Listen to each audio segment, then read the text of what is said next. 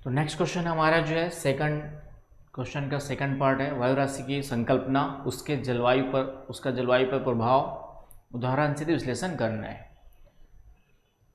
तो यहाँ पर आपका जो है पहला कार्य करना है, क्वेश्चन को ब्रेक करेंगे हम लोग। तो ब्रेक करेंगे तो पहला तो कॉन्सेप्ट बताना है। कॉन्सेप्ट का मतलब मैंने बताया था कि डेफिनेशन तो होगी, उसके अलावा आसपास की बेसिक रिक्वायरमेंट, बेसिक इन्फॉर्मेशन जो है उस टॉपिक से रिलेटेड आपको मेंशन करनी है। तो यहाँ पे कॉन्सेप्ट में हम लोग जो है पहले तो एक अच्छी परिभाषा वायु राशि की होती क्या है, उसके बाद वायु राशि की उत्पत्ति की दशाएं, इसका जिक्र कर सकते हैं। उत्पत्ति की दशाएं, required condition for its origination, तो वो हम लोग देखेंगे। तो ये कॉन्सेप्ट आपका कवर हो जाएगा। फिर उसके बाद जलवायु पर प्रभाव, और वो भी उदाहरण सहित। तो यहाँ पे हम लोग जलवायु पर जब प्रभाव बताएंगे तो कुछ वर्ल्ड के एग्जाम्पल्स ले करके जो है हम लोग उसको क्या करेंगे, एक्सप्लेन करेंगे। तो वर्ल्ड का जब एग्जाम्पल लेंगे तो सबसे बेस्ट है आपके जितने भी ग्लोबल विंड्स हैं, जितने भी वैश्विक पवने हैं या प्रचलित पवने हैं। ग्लोबल विंड्स आप लोग जानते हैं, जैसे आपका व्यापारिक हवाएं, ट्रेड विंड्स, व्यापारिक हवाएं, पछुआ हवाएं, ध्रुवीय हवाएं, ये एक परमानेंट वायु राशियों का क्या होगा, एग्जाम्पल हो गई। इसके अलावा कुछ आपके जो है मौसमी वायु राशियाँ होती है, जैसे हम दक्षिण पश्चिम मानसून की बात करें तो ये मौसमी वायु राशि में आएगी। ठीक है, जो सीजनल चेंज हो जाता है आपका दक्षिण पश्चिम मानसून गर्मी के दिनों में, और उत्तर पूर्वी मानसून वायु राशि जो है वह ठंडी के दिनों में। उसी प्रकार नॉर्दर्न अमेरिका में ठंडी के दिनों में कुछ विशेष वायु राशियाँ उत्पन्न होती है, उनका क्या प्रभाव पड़ता है। तो कॉन्सेप्ट यदि क्लियर है, आपने वायु राशियों को अच्छे से पढ़ा है, वायु राशियों के कुछ एग्जाम्पल्स अपने लिए हुए, तो वही से एग्जाम्पल ले करके जलवायु पे प्रभाव को बताना है। आई बात समझ में। तो इस तरह के क्वेश्चन बिना एग्जाम्पल के लिखेंगे तो आपको मार्क्स नहीं मिलेंगे। तो सबसे पहले वायु राशि की परिभाषा आप लोग जानते हैं कि वायु राशि क्या होती है। वायुमंडल या वायु का एक विस्तृत क्षेत्र होता है जहाँ पर क्षैतिज रूप से तापमान एवं आर्द्रता संबंधी भौतिक दशाएं लगभग क्या होती है, समान होती है। तो वैसी विशेषताओं वाले वायु के विस्तृत क्षेत्र को हम लोग क्या कहते हैं, आपका जो है वायु राशि कहते हैं। वायु राशियाँ जिन क्षेत्रों में गमन करती है, जिन क्षेत्रों से होकर के वह प्रवाहित होती है, उसके आधार पर उसको हम लोग ठंडी या गर्म वायु राशि कहा जाता है। उसके आधार पर हम लोग उसको क्या कहते हैं, ठंडी या गर्म वायु राशि कहते हैं। यदि ये गर्म धरातल है, मान लिया इसका टेम्परेचर है आपका 30 डिग्री सेंटीग्रेड, और इसके ऊपर जो है कोई एक वायु राशि ले लेते हैं, ये आपका एग्जिस्ट कर रही है, इसका टेम्परेचर कंपेरिजन टू इसके 27 डिग्री सेंटीग्रेड है, तो ये ठंडी वायु राशि कहलाएगी, कोल्ड एयर मासेस कहलाएगी। और इसका टेम्परेचर 30 की तुलना में ज़्यादा है तो ये क्या कहलाएगी, आपकी गर्म वायु राशि। तो ये सभी चीज़ें जो है आपको थोड़ा सा बेसिक स्टार्टिंग में मेंशन कर देना है, और उसके बाद आपको बता देना है कि वायु राशि जो है सभी क्षेत्रों में उत्पन्न नहीं होती है, उसके लिए कुछ विशेष आवश्यक रिक्वायर्ड कंडीशंस होती है, आवश्यक दशाएं होती है। तो उन दशाओं का जिक्र कर देना है। जैसे सबसे पहला विशिष्ट तापमान एवं आर्द्रता से युक्त विस्तृत समरूप क्षेत्र, विस्तृत समरूप होमोजेनस रीजन आपका क्या होना चाहिए, जो है एक लार्ज एक्सटेंसिव होमोजेनस रीजन होना चाहिए आपका जो है।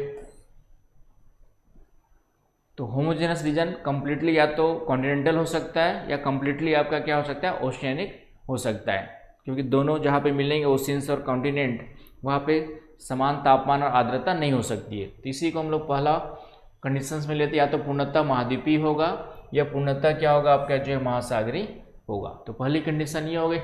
दूसरा, वायुमंडलीय दशाएं लंबे समय तक स्थिर रहती है,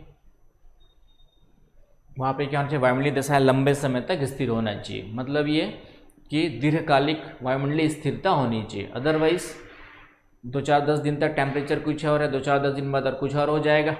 तो जो वहाँ की वायु है उसका टेम्परेचर और मॉइस्चर या ह्यूमिडिटी जो है सिमिलर या इक्वल समान नहीं हो पाएगी। तो लंबे समय तक वहाँ पे इसीलिए या तो पूर्णतः ठंडा क्षेत्र होगा या पूर्णतः गर्म क्षेत्र होगा। तो लंबे से जितने पोलर रीजन से सालों भर ठंडे रहते हैं, बहुत ज़्यादा वेरिएशंस नहीं होता है, तो पोलर वायु राशि होती है। या फिर ट्रॉपिकल रीजन्स होते हैं जहाँ पे सालों भर टेम्परेचर लगभग क्या होता है, इक्वल होता है, बहुत ज़्यादा टेम्परेचर में वेरिएशन नहीं होता है। अब टेम्परेचर में वेरिएशन नहीं होगा तो मॉइस्चर या ह्यूमिडिटी में भी ज़्यादा वेरिएशन नहीं होता है। आई बात समझ में? तो इस तरीके से वह आपका पोलर या तो वायुमंडलीय दशाएं लंबे समय तक स्थिर होनी चाहिए, एंड इट शुड बी या इट मे बी पोलर और ट्रॉपिकल, दो ही क्षेत्र हो सकते हैं जहाँ पे ये दशाएं आपको मिलेंगे, completely polar region, completely tropical region. आई बात समझ में? या फिर अलग अलग गर्मी की ऋतु में थोड़ा सा स्पेसिफिक कंडीशंस कहीं पर उत्पन्न हो सकती है। जैसे गर्मी के ऋतु में सहारा मरुस्थल अत्यधिक गर्म हो जाता है, तो यहाँ पे गर्म वायु राशि की उत्पत्ति होकर के आगे बढ़ती है आपका जो है, तो इस तरीके से सीजनल भी हो सकता है। और उसके बाद लास्ट है उत्पत्ति क्षेत्र। डेफिनेटली वहाँ पे क्या होगा, वायु का अपसरण क्षेत्र होगा। वायु का अपसरण क्षेत्र, वायु का अपसरण क्षेत्र का मतलब एंटी साइक्लोनिक कंडीशन वाला क्षेत्र होगा, जहाँ से वायु बाहर की ओर जाती है, क्योंकि बाहर की ओर जाएगी तभी इसका स्थान लेने के लिए एयर जो है ऊपर से नीचे आएगी, एयर क्या होगी, ऊपर से नीचे आएगी, और एक पर्टिकुलर टेम्परेचर और मॉइस्चर यहाँ पे क्या रहेगा, मेंटेन रहेगा। यदि हम इसके जस्ट अपोजिट ले लें, कोई कन्वर्जेंस वाला रीजन ले ले, तो डेफिनेटली यहाँ पे आर्द्रता और तापमान समान नहीं हो सकता है, क्योंकि इधर से जो वायु आ रही है इसका टेम्परेचर और आर्द्रता कुछ और हो सकती है, इधर से आ रही है उसका कुछ और हो सकती है, इधर से आ रही है उसका कुछ और हो सकती है। तो इसीलिए वायु का क्या होना चाहिए, डाइवर्जेंस रीजन होना चाहिए, divergence zone of particular region होना चाहिए। आई बात समझ में? तो ये तीन कंडीशंस जो है वायु राशियों की उत्पत्ति के लिए क्या होती है, अनिवार्य होती है। तो कॉन्सेप्ट ऑफ वायु राशि पूछेगा तो इन चीज़ों को जिक्र कर देना है, और चूँकि थोड़ा ज़्यादा वर्ड्स भी है तो और एक आध दो चीज़ जोड़ना है तो लिख सकते हैं कि वायु राशियाँ अधिकांश समय तक, लंबे समय तक अपनी मूलभूत गुणों को क्या करती है, बनाए रखती है, लेकिन समय के साथ, जब समय और दूरी के साथ जब आगे की ओर बढ़ती है, संचरित होती है, तो उसमें कुछ परिवर्तन, खास करके दो प्रकार का परिवर्तन, उष्मागतिक डायनामिक चेंजेस स्टार्ट हो जाते हैं। तो कॉन्सेप्ट यदि आपको याद है तो उसको थोड़ा सा जोड़ सकते हैं। अब उसके बाद सीधा आ जाएंगे कि वायु राशियाँ जो है पूरे विश्व की जलवायु को क्या करती है, वर्गीकरण मैंने थोड़ा सा ले लिया, कॉन्सेप्ट है थोड़ा सा, तो क्लासिफिकेशन वायु राशियाँ पूरे विश्व में कई प्रकार की हो सकती है, एक क्लासिफिकेशन भी इसमें आप जिक्र कर सकते हैं। एक क्वेश्चन मैंने जो डिस्कस किया था उसमें क्लासिफिकेशन डिटेल बताया मैंने, तो वो वाला वीडियो देख लीजिएगा आप लोग। एक टेस्ट पेपर, इसी टेस्ट पेपर में आपका जो है एक अलग से मैंने क्लासिफिकेशन बताया, खास करके यूपी पीसीएस वाला जो बताया था मैंने, उसमें ये वर्गीकरण बताया हुआ है। तो एक जिक्र, क्योंकि यहाँ पे कॉन्सेप्ट, संकल्पना पूछा है और हमें हमारे पास यहाँ पे दो ही डायमेंशन से जलवायु पे प्रभाव लिखना है, तो कॉन्सेप्ट में आप थोड़ा डिटेल दे सकते हैं, तो वहाँ पे आपको डिसाइड करना है कि कौन से क्वेश्चंस में कितना क्या लिखना है। तो अब हम लोग जो है नेक्स्ट वायु राशियों का जलवायु पर या मौसम पे क्या प्रभाव पड़ता है उसको देखते हैं। तो यहाँ पे जलवायु और मौसम पे जब प्रभाव लिखेंगे तो उसका एग्जाम्पल बहुत ज़रूरी है, और एग्जाम्पल मैंने फिर से बताया कि पूरा ग्लोबल विंड्स, प्रचलित हवाओं का जो प्रभाव पड़ता है, कहाँ पे बारिश, कहाँ पे वर्षा करती है, उन सब के बारे में आपको लिखना है। तो जलवायु पे प्रभाव में सबसे पहला पॉइंट यदि हम ले, तो जो वायु राशियाँ होती है वह जो है महासागरों से आर्द्रता परिवहन कर महाद्वीपों पर क्या करती है, वर्षा करती है। तो पहला आपका पॉइंट आ जाएगा आर्द्रता परिवहन। लेकिन इतना लिखने से काम नहीं चलेगा, आपको एग्जाम्पल देना पड़ेगा। तो एग्जाम्पल के लिए आप लोग जो है, जैसे आप व्यापारिक हवाओं का एग्जाम्पल ले लीजिए, ट्रेड विंड्स। तो व्यापारिक पवनें क्या करती है, महाद्वीपों के पूर्वी भाग में तो वर्षा करती है, महाद्वीपों के पूर्वी भाग में वर्षा करती है। तो महाद्वीपों के पूर्वी भाग में वर्षा करने के लिए कौन सी हवाएं जिम्मेदार होती है, आपका जो है व्यापारिक हवाएं। क्यों होती है, क्योंकि ये महासागरों के ऊपर से होकर के आ रही है। तो ये महासागरों के ऊपर से होकर के आ रही है, इस कारण से आर्द्रता से भरी होती है, और महाद्वीपों के पूर्वी भाग में क्या करती है, वर्षा करती है। सेम आपका पछुआ हवाएं, पछुआ हवाएं जो है आपका महाद्वीपों के पश्चिमी भाग में वर्षा करती है 45 से 65 के बीच में। तो यहाँ पे आप लोग जानते हैं कि आपका पश्चिमी यूरोपीय तुल्य जलवायु, शीतकाल में भूमध्य सागरीय जलवायु की उत्पत्ति भी पछुआ हवाओं के कारण, वर्षा होने के कारण से होती है। एक यूनिक आपका जो है क्लाइमेट क्रिएट होती है वहाँ पे। जितने भी व्यापारिक हवाओं के क्षेत्र हैं वह मुख्य रूप से जो है पूर्वी भाग में, महाद्वीपों के पूर्वी भाग में वर्षा प्राप्त करते हैं। मानसूनी हवाओं का विस्तार भी कहीं न कहीं इन्हीं व्यापारिक हवाओं का ग्रीष्मकाल में विस्तार के रूप में देखा जा सकता है। तो मानसूनी जलवायु की उत्पत्ति भी इन्हीं वायुराशियों, व्यापारिक वायुराशियों के द्वारा होती है। इस तरीके से एग्जाम्पल लेकर के आपको क्या करना है, यहाँ पे पहला पॉइंट को एक्सप्लेन करना है। दूसरा है आपका तापमान में परिवर्तन के लिए रिस्पॉन्सिबल होती है। कहीं पे ठंडी वायुराशि आ गई तो तापमान गिरा देगी, गर्म आ गई तो कम कर देती है।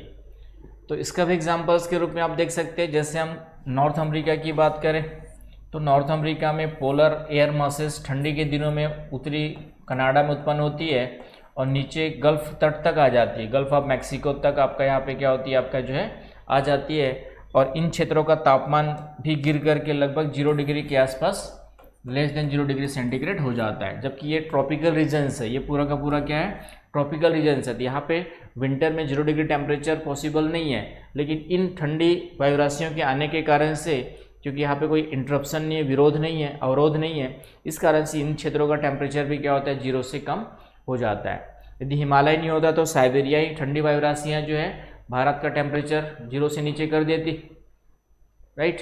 तो इस तरीके से गर्म वायुराशि है तो वहाँ पे टेम्परेचर को क्या कर देती है, बढ़ा देती है। तो इस तरीके से देखा जाए तो तापमान में परिवर्तन होता है इन्हीं वायुराशियों के द्वारा। फिर तीसरा सबसे बेस्ट एग्जांपल है आपका वाताग्र का निर्माण। ठंडी और गर्म वायुराशियाँ मिलती है तो वाताग्र का निर्माण होता है और यही वाताग्र फिर किसमें कन्वर्ट होते हैं, आपके जो है शीतोष्ण चक्रवात में। तो मध्य अक्षांशीय जलवायु मुख्य रूप से वाताग्रों शीतोष्ण चक्रवातों से प्रभावित होती है। जो आंतरिक महाद्वीपीय मध्य अक्षांशीय जलवायु है, साइबेरिया तुल्य जलवायु कह सकते हैं आप लोग जो है। तो ये मुख्य रूप से जो है वायुराशियों के मिलने से जो वाताग्र बनते हैं उन पर, उसके कारण से होता है आपका जो है। तो ये वाताग्र का निर्माण आपका आ जाएगा इस कंटेक्स्ट में जो है। और इन्हीं वाताग्रों से शीतोष्ण चक्रवातों की उत्पत्ति होती है। तो वहाँ की जलवायु दशाएँ, मौसमी दशाएँ इनके कारण से क्या होती है, प्रभावित होती है। तो ये एक पॉइंट हो गया आपका जो वाताग्र के कंटेक्स्ट में, राइट। तो इस तरीके से इसका आंसर आपको क्या करना है, कवर करना है। तो 2-3 पॉइंट लेकर के पूरे विश्व की जलवायु का एग्जाम्पल लेकर के आपको यहाँ पे बता देना है। और यदि और अच्छे से इसको करना चाहते हैं तो पूरे वर्ल्ड क्लाइमेट का जो आपका टेबल बनता है वो बना सकते हैं और उसको आप एक्सप्लेन कर देंगे कि कौन कौन सी कहाँ की जलवायु जो है किन किन वायु राशियों से प्रभावित हो रही है। तो ये वाला वर्ल्ड क्लाइमेटिक रीजन्स का डायग्राम है। इक्वेटोरियल क्लाइमेट, ये आपका मानसूनी क्लाइमेट, ये आपका सवाना टाइप क्लाइमेट, ये आपका डिजर्ट क्लाइमेट। तो ये मान के चलता हूँ आप लोग को पता होगा, जीएस ऑप्शनल कहीं ना कहीं पढ़ाई होगा। तो इसको बता करके आप वायु राशियों के द्वारा पूरे विश्व की जलवायु को कैसे प्रभावित किया जाता है, स्थानीय किसी क्षेत्र की जलवायु भी कैसे प्रभावित होती है, उसके बारे में आप यहाँ पे जिक्र कर सकते हैं। आई बात समझ में। तो ये हो गया आपका एक क्वेश्चन, वायुराशि की संकल्पना इंपॉर्टेंट है, बहुत दिनों से आया नहीं है क्वेश्चन, तो घुमा फिरा करके क्वेश्चन आएगा। और उसका मौसम जलवायु पे क्या प्रभाव पड़ता है, तो इन सभी चीज़ों को यहाँ पे ध्यान में रखना है। तो ये हो गया आपका जो है हमारा सेकंड का बी क्वेश्चन, राइट। कुछ डायग्राम्स है, ये तो बनाएंगे नहीं आप, लेकिन हवाओं के मिलने वाला फ्रंट का डायग्राम बना सकते हैं कि कैसे जो है जब दो तरफ से हवाएं आती है तो फ्रंट का फॉर्मेशन होता है आपका जो है, फ्रंट का फॉर्मेशन होता है कि ठंडी वायु राशि गर्म वायु राशि आती है तो कैसे फ्रंट बनते हैं। इन सब का फॉर्मेशन एक डायग्राम के द्वारा आप दिखा सकते हैं। पूरे विश्व के संदर्भ में कुछ वायु राशियों के एग्जाम्पल्स है आपके जो है, जैसे ये आपका मेरीटाइन, ट्रॉपिकल, मेरीटाइन, आपके जो इक्वेटोरियल, तो कुछ एग्जांपल्स भी है। इस तरीके से एक मैप बना करके भी चीज़ों को आप वहाँ पे डाल सकते हैं। आपको कम समय में जितनी क्रिएटिविटी दिखाना है क्वेश्चंस के अकॉर्डिंग उतना लिखना भी है, डायग्राम्स वगैरह भी बना सकते हैं। तो इस तरीके से हमको क्या करना है, आंसर को हैंडल करना है। तो ये हो गया हमारा क्वेश्चन नंबर 2। तो यहाँ पे क्वेश्चन नंबर 2 हमारा क्या होता है, ख़त्म होता है। और नेक्स्ट क्वेश्चन में हम लोग आते हैं। Thank you.